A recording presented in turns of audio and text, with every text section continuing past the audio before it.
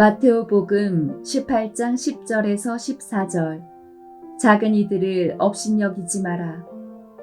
너희는 이 작은 이들 가운데 하나라도 업신여기지 않도록 주의하여라. 내가 너희에게 말한다. 하늘에서 그들의 천사들이 하늘에 계신 내 아버지의 얼굴을 늘 보고 있다. 너희가 어떻게 생각하느냐?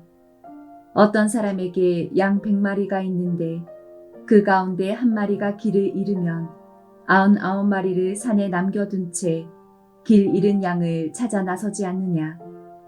그가 양을 찾게 되면 내가 진실로 너희에게 말하는데 길을 잃지 않은 99마리보다 그 한 마리를 두고 더 기뻐한다.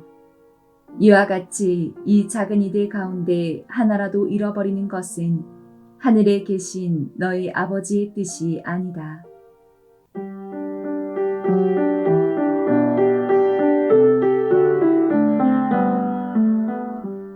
옛날 교리에 의하면 사람은 누구나 자신의 수호천사가 있다고 하였습니다.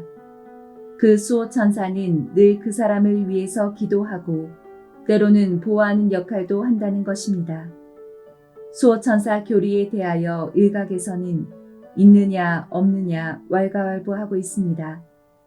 이 복음에서 예수께서는 수호천사의 존재에 대하여 말씀하십니다. 너희는 이 보잘것없는 사람들 가운데 누구 하나라도 업신여기는 일이 없도록 조심하여라. 하늘에 있는 그들의 천사들이 하늘에 계신 내 아버지를 항상 모시고 있다는 것을 알아두어라. 수호천사의 존재를 인정하시는 말씀입니다. 수호천사 교리는 신학적으로 뿐만이 아니라 영성심리학적으로도 상당히 중요한 의미를 갖습니다. 이 교리는 쉽지 않은 세상살이에 외로움과 불안함을 가지고 살아가는 사람들에게 누군가가 나를 지켜주고 있다는 믿음을 가지게 함으로써 상당한 위안을 줍니다. 그래서 사람들이 우울증이나 불안장애에 걸리지 않게 해주는 아주 중요한 교리입니다. 또한 이 교리는 인간학적으로도 중요합니다. 우리는 흔히 사람을 평가할 때 여러 가지 좋지 않은 잣대를 사용하는 경우가 많습니다.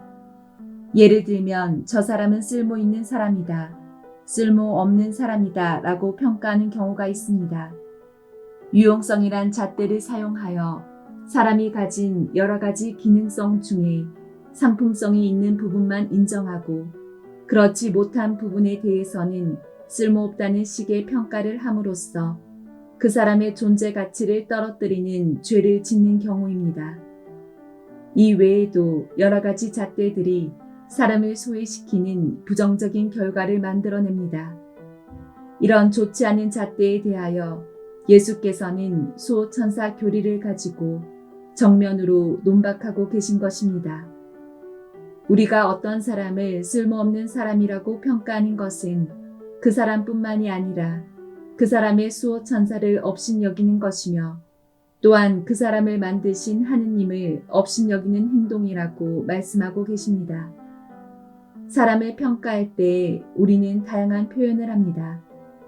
피부 색깔로는 백인, 흑인, 황인종 등, 민족성을 가지고는 쪽발이, 짱괴, 깜둥이, 노랑이, 경제적인 감정을 가지고는 가진 놈들, 가난뱅이들 등등 개인적 감정을 가지고 하는 이런 소리들은 대개 부정적 감정의 표현입니다. 이런 부정적 감정은 바로 그런 감정을 가진 자신의 심리적 상태가 그리 건강치 못함을 입증하는 것입니다. 사람은 그냥 사람일 뿐입니다. 처음부터 가난하고 싶어서 가난하게 태어난 사람도 없고 부자라고 해서 처음부터 끝까지 부자인 경우도 없습니다. 그 모든 껍질을 다 벗어내고 나면 사람은 그냥 사람일 뿐입니다. 그리고 중요한 것은 가진 것이 많으냐, 배운 것이 많은가 하는 것들이 아니라 내게 보여지는 그 사람에 대한 이미지입니다.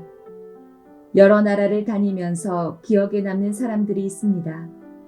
낯선 이방인들에게 친절한 말 한마디, 미소 한 번을 보여준 사람들, 그들은 그 나라가 보여준 여러 가지 불편함을 다 잊게 해주는 그 나라의 수호천사들입니다.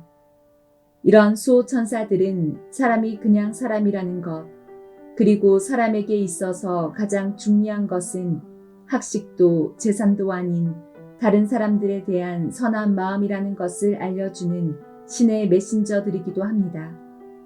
사회학적으로 어떤 나라가 선진국이냐 하는 것을 가리는 평가 기준은 다양합니다만 제 경험으로 경제 수준도 건물의 크기도 아닌 사람을 얼마나 존중하는가 하는 것이 선진국을 가늠하지 않나 생각합니다.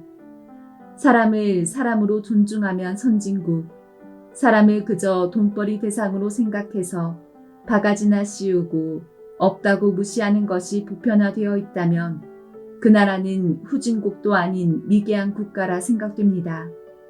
지금 우리나라는 어떤지요? 다시 오고 싶은 나라일까요? 오고 싶지 않은 나라일까요?